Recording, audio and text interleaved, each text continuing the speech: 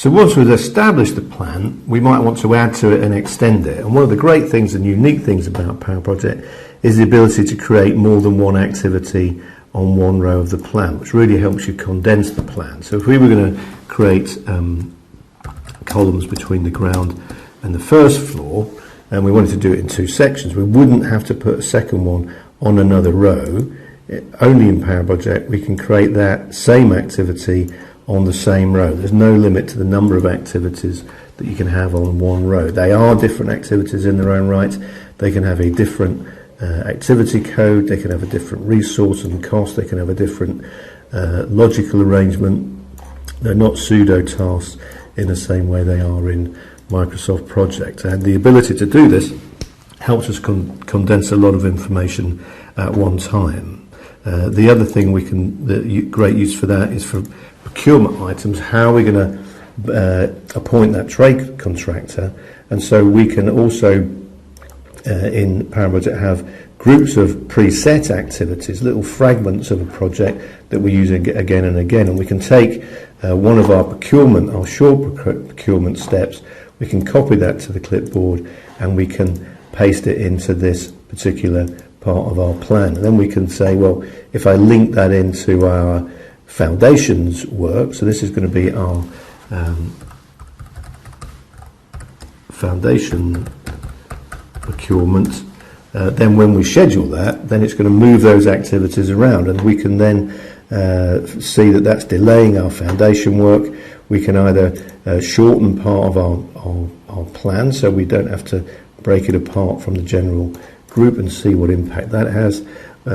By default, these do sit in between the activities on either side, but you can also allow these activities to overlap in their own right, and if you do that, then we need to restrain them with links. So we're going to restrain all of these with a finish to start, but we're going to say that this one, as long as the last 3 days of the procurement has happened, then that will be fine. So if we reschedule that, then it's no longer interfering with our procurement activities. So multiple activities is a great part of the plan. So, and the other part is grouping items together. So we can say, well, all of these items, this group of items, they belong to a group of items which we can either create as we go along, or we can have in a library of preset processes. We can summarize those and say all of that is the substructure.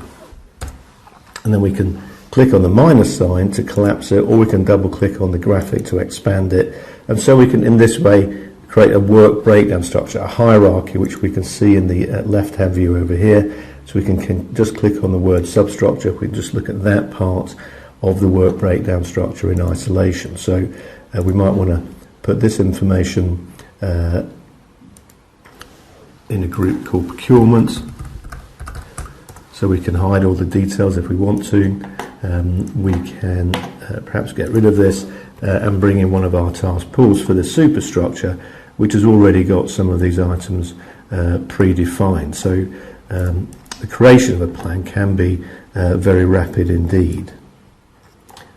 So once we've linked our plan together, we can then reschedule it, and we've got a very detailed plan of action for all the items that we need to carry out.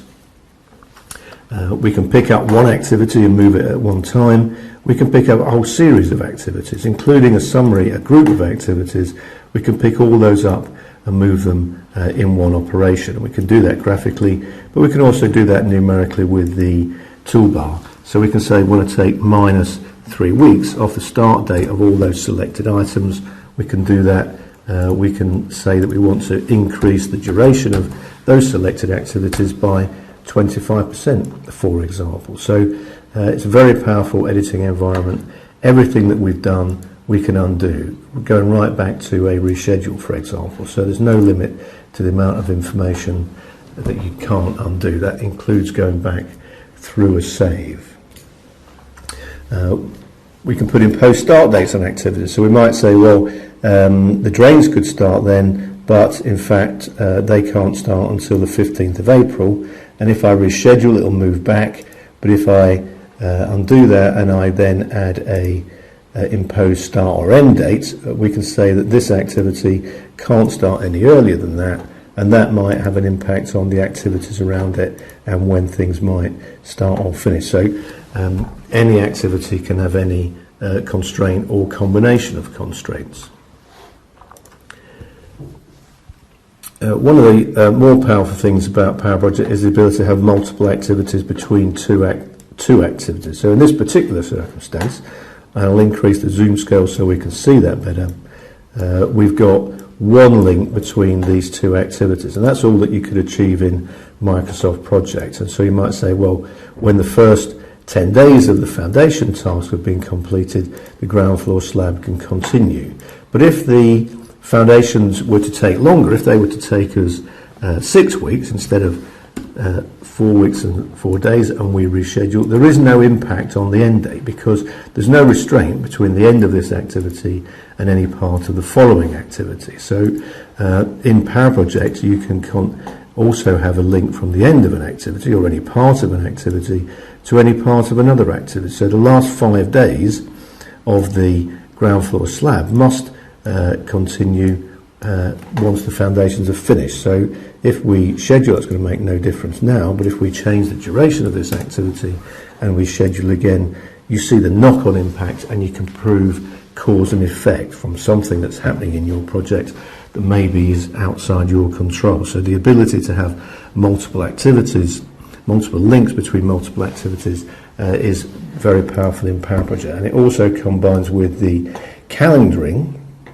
So any activity can have a different calendar. So perhaps we say, well, to catch up some time, we'll work 7 days a week on the foundations. So we can take another activity, another calendar that we've created, and we can bring it onto the particular activity.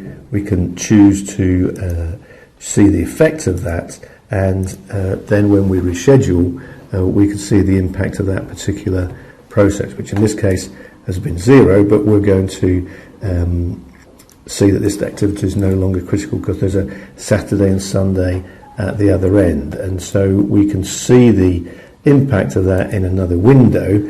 And so we can see in this particular case that this activity finishes on a Friday, and this one, but it could continue through the weekend. So multiple tasks, multiple calendars, and Power Project is more powerful than Primavera in those circumstances. We can also have different sorts of activities. So if this is just part of my plan, and I schedule again, I want to say that I want to have a 10-day buffer activity in this particular plan, and I can convert that activity into a buffer task, such that if we schedule, it has no effect, but if we extend an activity that's going to have some impact on the end date, then the function of a buffer activity is to shrink in size and to protect the end date. So you can carry out critical chain or lean construction planning directly in Power Project without the need for any third-party tools. So Power Project is a very powerful environment for accurate scheduling.